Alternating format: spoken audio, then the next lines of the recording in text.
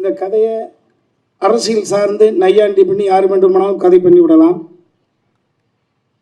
எனக்கு இன்றைய தினம் வாழும் கலைஞர்களில் இளவரசர் ஐயாவுக்கு தெரியும், அரசியலை உள்வாங்கிக் கொண்ட அந்த விஷயம். அரசியல் குடும்பத்தில் பிறந்த காரணத்தினால், அரசியல் புரிதல் இருந்த காரணத்தினால தான் இந்த கதை எழுதப்பட்டிருக்கு.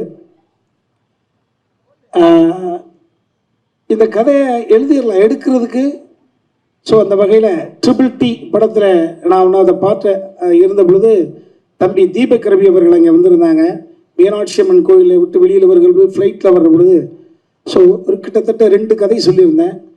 அந்த கதையை தான் சொல்லுவேன்னு நினச்சிக்கிட்டு இருந்தாங்க. ஆனால் இந்த கண்ணன் ரவி சார் இந்த கதை சொன்ன உடனடியாக எடுக்கணும். காரணம், கண்ணன் ரவி சார் அவர் சினிமாவுக்கு வருவது என்பது பணம் சம்பாதிப்பதற்காக அல்ல. ஊடகத்துக்கு அத்தனை பேருக்கும் தெரியும். திட்டக்குடியில் பிறந்து இளமையில் வறுமையை சுமந்து துபாய்க்கு சென்று, துபாய் நான் பார்க்க வளர்ந்த துபாய் அப்படின்னு சொல்லுவார். வேறு யாரும் அதை சொல்ல முடியாது.